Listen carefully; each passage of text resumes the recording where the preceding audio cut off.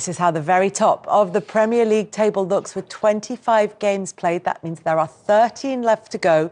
Liverpool have a 7-point advantage over Arsenal. They have a plus 36 goal difference should that happen. Remember, these sides will play each other on the 10th of May, very deep into the season with just 2 more games left to play after that. So it's just all bubbling away quite nicely because although that gap is at 7 points at the moment, and that looks like a pretty healthy gap.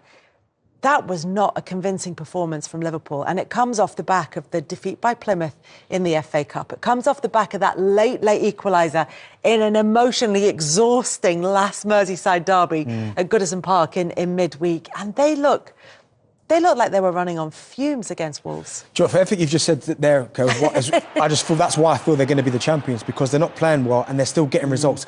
And I think that's the problem almost at the minute. Doesn't there come a point where results catch up with performances? No, because I feel like their performances will go up again. I think this is just their blip kind of situation. Where, listen, they might get beat here, they might get beat there, but I just feel with Liverpool, the firepower they've got, they're not necessarily playing that well, but they're still getting results. At some point, this is not going to continue. Their performances will go up again. They'll start to play really well again. And they're still winning games, like you say. That's the big thing. The thing is, and I'm trying to inject a note of jeopardy in here, the thing is, this is a big week for Liverpool because they've got the League Cup final to come in March. So their game there has been rescheduled for midweek, this week coming, which is Aston Villa. They're at Aston Villa for that game. At the weekend, they're at the Etihad for Manchester City. And we saw what they just did to Newcastle. Then they've got Newcastle in the Premier League. They've only got one Premier League game in the whole of March. That's the one against Southampton because they've got the League Cup final. And then it's a Merseyside derby. And yes, this one is at Anfield, so it doesn't come with quite that emotional kind of chaos that we saw in the one at Goodison. They're not easy. I mean, OK, Southampton at home, you would think with Southampton's performances this season should be all right. They are not an easy run of fixtures between now and the beginning of April. No, they're not. But like what Benty alluded to, they're winning games when they're not playing that well. Yeah. And that's what the best teams do. That's how teams historically have won the Premier League. Winning 1-0, a win's a win. But I think this Liverpool team, like I've said it many times on this show and on Team Talks as well, like Mo Salah, like the guy's a joke. Do you know what I mean? Doesn't matter how old he is. I've said to you and you always laugh at me, give that man whatever he wants because he's a game changer. I don't think they'll ever get anybody in the near future to replace someone like Mo Salah. So I think, this Liverpool team, they play like champions at times. They've got Gakpo, their strength in depth is unbelievable. When Jota's injured, there's Darwin Núñez, he's not at his best, but they still have that quality. McAllister, like the quality they have, and Virgil van Dijk's having a great season as well. So I think they can win those games. I do. I think what you see what Arne Slot's done, they haven't skipped a beat since Jurgen Klopp left, have they, really? I mean, if anything, they've kind of taken it to another level, but then at the detriment of Man City. Also, I'm sure Jurgen Klopp's thinking I should have left next year because, the fact that City have had this blip that they're having, no one saw that coming. And then it's down to Arsenal to kind of push them all the way. Do you know what, my only thing with Liverpool, I think for me the key, and you're right, Salah, I mean, the goals he scored is Virgil. I just feel if they lost Virgil to injuries or the contract or that type of situation, the injury is probably the big thing. I just don't think Liverpool fans would feel as comfortable if it's... And listen, Kwanzaa's good young talent, Gomez, Konate, all good players in their own right, but you put Virgil next to anybody and they're going to be calm. You take him out of it and you've just got those two, that's where I think... and I think that's the reason why you have to keep that jeopardy in there. Also, the fact that Liverpool against Wolves, it almost was as if 2-0 was too easy. They started coasting. They were like a horse that gets to the front and then starts to idle in front and actually needs to be challenged to go again. What I think really did vindicate Arne Slot is he had a lot of criticism for the side he played against Plymouth. But if you think about when the original Everton game was postponed in December and last week's game against Everton, they played twice a week for 8 out of those 9 weeks. And when you look at Everton's energy levels in that game and the way that Everton came back, they kept going all the way to the end. Had he gone strong in that Plymouth game, those players would not have had the legs to live with Everton in that emotionally chaotic game, as you were saying. And then I was looking at the fixtures coming up. You had Everton on Wednesday, you had Wolves on Sunday, you've got Villa on Wednesday. You've got Manchester City 4 days later after that. I mean, the games are coming thick and fast for them. And Slot is absolutely right to manage the squad the way that he's managed it so that they can cope. Otherwise, you're adding another element of jeopardy, chasing a four-timer that Liverpool have gone for before and failed to do. Why would you do that when you can actually maximise your potential to stay top of the league and stop at the Champions League? And as much as we look ahead to the City game at the weekend, and Liverpool will have played Aston Villa at Villa Park in midweek, Manchester City will have played the Bernabeu in the Champions League, and then all the last 16 games come into play after that for both Liverpool and for Arsenal.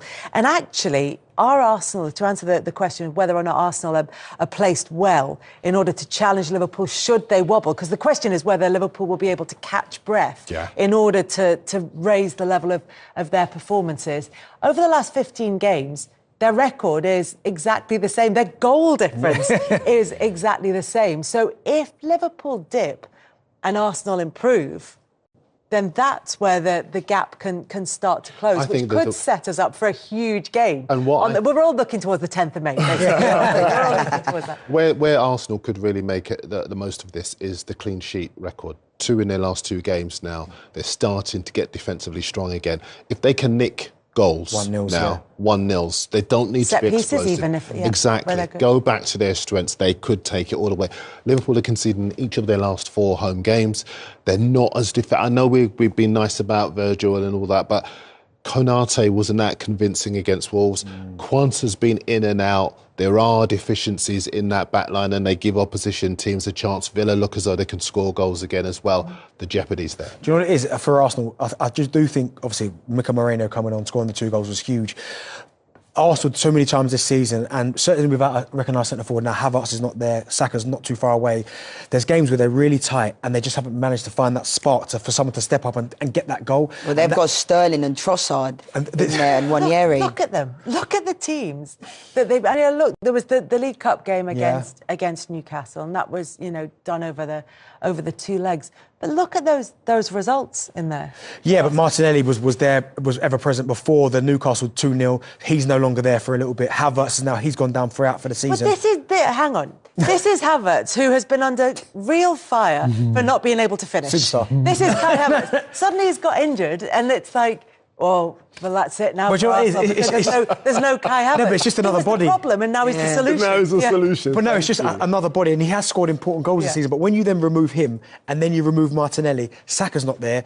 I mean, you're relying on. And even if he's not scored, he's another distraction for defence. Exactly. And we've got Nwaneri. He's a 17-year-old kid, as special as he is. And he doesn't play like a 17-year-old at all. He does. It's just options, and that's where I just think Arsenal may. I hope they don't. I think they'll fall short based upon that, though, guys. I think the front line is so crucial. We talk about Liverpool's defence, but like you look at that front 3 at the weekend with Trossard, Sterling, Nwaneri, like that isn't a championship winning side. That isn't. All it needs to be is provide that energy that's going to keep them going for 2 months. Yeah, but not the quality. The quality. Look at Liverpool's front line. Where has got the quality? Huh? And where has got the quality? Yeah, he has, but he's not Salah, like Gakpo, nah. Do you know what? 13 games to go. The Champions League in the mix in terms of the fixtures that they've got, depending on how they perform there. There's a lot of twists to come in this title race. I'm going with Darren. There's jeopardy still to come. Thank you, Come on, Darren. United. Thank you, Leanne. Thank you. Be back next week, Banty, or is it righty? Right, I think. See you then. Bye-bye. Well, Anna, congratulations. I guess the roar from the crowd at the end said a lot, but for you personally, how big are those 3 points? Just as big as all the other ones, but this one is big as well. I said in the dressing room, maybe you could come in a bit disappointed because it wasn't our best second half. We had to fight till the end. We needed Ali in an important moment, block a free kick from a promising position. But in a season where you want to achieve something, no matter what you want to achieve, but if you want to achieve something at all, you need to have wins like this as well. So it was 2 weeks ago where we played fantastic football, beat Spurs with 4-0. That's in a season, but wins like this should also be included in a season where you want to achieve something. As you analyse that second half, I think it was 2017, the last time that Liverpool played a second half of football without registering a shot. Was that a sign of just how good Wolves were, or was that part of the game plan to just see it out at 2-0? That was never the game plan, not to create anything at all. We did have a few promising or good situations, but one of them was disallowed for offside. One of them was a penalty that got turned over by the VAR. So yeah, we were by far not enough a goal threat, but in the second half. But that was also due to the fact that Wolves took a lot of risks, brought us many times in 1v1 situations, and I think the team felt that today, to bring this win over the line, defending was a bit more important than attacking a lot, and that was then the end result. But ideally, you play a different second half than this one. But if this is what it needs to win a game, then I'm happy to see that these players can do this as well. Yeah, I mean, you must be so pleased with the effort levels. They did have to work hard in that second half. Andy Robertson did come in here and he said fatigue was probably a factor. Would you agree, watching on? Yeah, you always wonder if that is only physique, that it comes from running a lot, or it's a bit of mental physique as well after all the events that happened in last game, and especially in the last 8 minutes. And then again today we were mentally tested because we thought we scored the third, we thought we got a penalty for the third, both situations correctly handled by the referee, but then conceding the 2-1 straight afterwards, that is a mental test, and that's what we did very good. But if you feel the stress of, maybe that leads to us being a bit tired, because I did see for the first time maybe this season that in the end of the game players were more tired than they were in other games. Yeah. Speaking of mentality, what about Luis Diaz today? A goal and an assist, chipping in at a really important time when you've got some massive games coming up back to back. Yeah, it wasn't the plan that Cody got injured, because Lucio was playing against Plymouth, and we knew that we always had Cody. So in retrospect, it wasn't ideal that Lucio played 90 minutes over there. But so now with Cody being injured, he has to play even more than maybe the idea was when he went into the Plymouth game. But he showed a great character and personality today by being really important in 2 goals, but also his work rate, like all the others, was outstanding. And for added context to just how big these 3 points are, with Arsenal catching up a little bit overnight, just that breathing space a little bit at the top of the table, were you able to lean into that a little bit? No, you can never breathe, I would say, in this competition. I think I saw before the game that Arsenal is a 15 games unbeaten run, 10 wins, 5 draws. And I think during these 15 games, the gap has always been 7 points. So that tells you what we do and what they do. And that's, I think, what makes the Premier League such a great league. Last 2 seasons, it was mainly between Arsenal and City, that both of them had to keep on winning. Now we are involved at the moment as well. And if you want to compete for something special, that you have to win a lot of games in this league. And now it's Arsenal next season, or the season before it was City and Arsenal. So we know we have to win a lot of games, and that's what we are focusing on. Gantry, Gary, but this was tense at the end, probably for different reasons for you than it was for example, Jamie. I actually thought it was a really good day for Liverpool, but I actually thought it was half a decent day for Arsenal as well, in thinking that Liverpool have got Villa coming up away, they've got City coming up away, and that Liverpool just got over the line against the Wolves team. I thought Wolves were fantastic in the second half. And then when they score this goal, you're thinking they're right back in it. But I think sometimes you get a game like that when you're going for a title as well at home, where people think you're going to turn up and win easily. You're 2-0 up, you think you're going to go and score 3 or 4, and it becomes difficult for you. So we've all had these types of matches. So that's why I think it was a good result for Liverpool. But I also think Arsenal will look at it and think, OK, it wasn't a 4-0 against Wolves, it was a 2-1, so it gives us a bit of hope. And you talk about the upcoming fixtures. Obviously, within that, there's the Champions League 16 matches for both sides. And until they're concluded in midweek, we won't know exactly who their opponents are going to be. But you mentioned the next 2 opponents for Liverpool, Aston Villa and Manchester City. Those 2 are big, Kelly. They're really big. Because, look, Villa aren't in the best of form at this moment in time, but it's a ground you can go to and get caught out. And City, same. Absolutely, you can get caught out there. They've got the players that can turn up and score 2 or 3 against you. So for me, I think that if Liverpool could get 4 points out of those 2 games and move on, I think they'll be in a great position, because Arsenal are going to drop points as well towards the end of the season. We're always looking at where to assess the title race. Are we looking there at a line under the end of February before it resets again? Because Liverpool have only got 1 Premier League game in March. Yeah, and when I look at the games, obviously Arsenal found a way of winning yesterday, bringing on Marino, and he might be the answer as a centre forward. Certainly don't think he is, but he'll get you goals because of his physicality up there. This is going to be edgy. You could see it with Liverpool today. He spoke after, just looked on the Sky Sports app there, and and the manager said that we were bad and we got worse. And I sort of understand what he was saying because they were edgy. They've had a couple of bad results. They needed to get 3 points no matter how they did it. And I know how to lose a title. I mean, Gary knows how to win a Premier League title. But that's the sort of pressure that you're going to come under. So it is going to be a case of who can handle the nerves and things like that. There's going to be so many twists and turns. I do still believe in this title race. But Arsenal, if you look at those fixtures, Arsenal, if Liverpool can get through this week, Arsenal, I think, have got Nottingham Forest away and Manchester United away. It's coming up in the next 3. They're tough games for them. So I think Liverpool can get through this week. No, but you're going. It's a hard game. It sounds crazy, but when United play against the big teams, they can cause shocks. They can do stupid things sometimes, and they can turn up and lift the game. They are capable of that. So I think if Liverpool can get through this week with 4 points, I think there's a good chance Arsenal may drop points in those 2 as well, and then they'll be back to 7 points. So that'll be sort of par coming out of this difficult pitch. It's funny how perceptions can be misleading, because that is Arsenal's best record, unbeaten record in the Premier League since the Wenger era. And the last 15 games unbeaten. That is an identical record, including goal difference, to Liverpool. It's absolutely identical. 1-10, drawn 5. And yet the perception is Arsenal having a bit of underachieving a bit this season. Newcastle put them away in the 2-legged Carabao Cup semi. Absolutely messed up the FA Cup match against Manchester United when they should have won that comfortably. And yet they're still in the Champions League. And in the league, I mean, they're clearly second favourites to Liverpool by some distance. But, unbeaten 15 takes some doing in our league. No, it does. It does, especially in this league. In half those games without Saka, who's arguably who is their best attacking player. It's because they've got a centre forward. They're looking different. They've got a centre forward now. Got one now? There you go. He came in, nicked 2 goals, didn't he? He's the answer. He's the answer. Going to be even money favourites soon. I just feel that this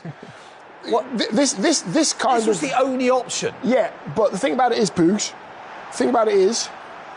when you've got a player that stays in between the 2 centre halves, and JB just mentioned it, the centre forward is easy. Exactly. Look, you've got wide players who are fantastic at getting the ball out wide, causing a problem or two to the opposition fullbacks, but they're not afraid to put the ball in the box. Look at the starting position. We've got him highlighted here. He's staying in between the 2 defenders. What's his first thought? His first thought is, can I get behind the defenders? Yes, I can. Let me just make sure I've got a yard in front and a yard behind. Make sure I stay onside. Yep. That's prime centre-forward movement. That's what you want. Down here, he's at the bottom of the pitch here. Don't run offside again. What's he thinking? Stay onside, but look at his movement. He's going straight in towards goal. But that is such a difficult finish, that second one, because he goes with his wrong foot. He should be going with his right foot. You're taught to open your body up and control it back inside on your right foot. But he's far more comfortable on his left. Great finish, but really difficult technique. He said afterwards, well, no, I don't think that will happen again. He's never played centre-forward before. That's it for the season now. Can he how many games are there left? 13, I think. 13, 14. Can he seriously play centre-forward the rest of the season and in the Champions League? From what I've seen today, he took up some very good centre-forward positions. He didn't really do a lot outside the box. And when the ball went in the box, he was the person closest to it or getting the bit or scoring. So why not? Why not? What are you going to do? What else are you going to do? Before he came on, they looked utterly toothless, didn't they? Yeah. Exactly. But that's because they didn't have... you taught yourself into playing centre-forward. But they didn't have a player playing the way that he played in that game when he came on. If you've got an attacking player attacking the box, attacking the defenders, putting them in, making the defenders look over their shoulders to see where you are, that means they're taking their eye off the ball, which means you've got a slight advantage. Nobody else for Arsenal has done that for a little while. I don't see why he shouldn't. And it helps when you've got a player like Waneri, who is age 17, having an astonishing introduction, that his... Well, what is it? It's his calmness on the ball, it's his decision-making, it's his precision, it's all of it, isn't it? There's a lack of expectation. Well, before the game started, there was a lack of expectation. Now we've seen how good, how confident, how comfortable he is on the ball, moving around. He's sharp. If he's able to continue this sort of form for the remainder of the season, it relieves a little bit of pressure on Arsenal and on Saka as well, because we're expecting Saka to come back and be fit and firing exactly as he was just before he got injured. Arsenal don't need to worry so much if this young man's able to continue this form. You know, as well, when you've got a player that young as well, because they've never really experienced defeat or loss or failure, they don't know what it feels like. Got no scar tissue, have you? No, so they just play the game like they play the game. He's probably playing that game when he's playing in the under-18s, they're playing the same way because that's the only way he knows. And when you take that to the first team, you stand out because all the first team are different. He's Arsenal's best attacker. He's exciting. I mean, Sterling had a difficult game, and Trossard's a good player, but he's Arsenal's best attacker. Saka won't be fit for about another 8 weeks. That's quite a long time. That is Saka's position, wide right. Yep. Could he play Saka wide right and Nwaneri wide left? Yes. Even though they both actually want to play on the right and cut in on their left. Yeah, he does as he's told. Yeah. Yes. He does as he's told and he goes on the left. These days. No. And you know what? I think Arteta's that kind of player, that kind of manager. Arteta say, listen, you've been brilliant. He was that type of player as well. Exactly. I bet he is. I bet he was. He wants to be in the first team. You're going to have to play on the left. Get on the left, Saka on the right. That'd be amazing. Why wouldn't you do that? In a way, that would teach him another trick, another string to his bow, because he's going to have to learn to go outside of players, isn't he? Or cut inside on his weaker right foot. Cut inside on his weaker. And if he's able to do that, what a menace he's going to be. And become properly two-footed. Exactly. Like Saka. Yeah. Saka does it. The 7 points is a lot to make up, and they've still got to go to Anfield. But all they can do is, as we say in English, keep Liverpool honest right to the end, isn't it? So look, 7 points it's a lot of points, especially based on what Liverpool are at the moment, what they've been this season. But if we've seen Liverpool's fixtures, they're not easy fixtures, the next few, right? If they lose one and they draw one, they drop, 5 points? If Arsenal still have to go there. Arsenal win that game against them, it's 2 points, and anything could happen in the other games in between. All you could do, isn't it? And Saka will be fit by the Anfield game, it will all be Just deal with what's in front of you and then move on. One at a time. Yeah, exactly. Deal with it. It's very, very boring, but it's the way to do it. And I think Arsenal and Arteta will do exactly that. Yeah, with Mourinho up front. Why not? Why not? Knock it to the big man. Exactly. See, knock it to the big man. Double figures. Exactly. Double figures. That's what we've got back to. We got back in time. Exactly, yes.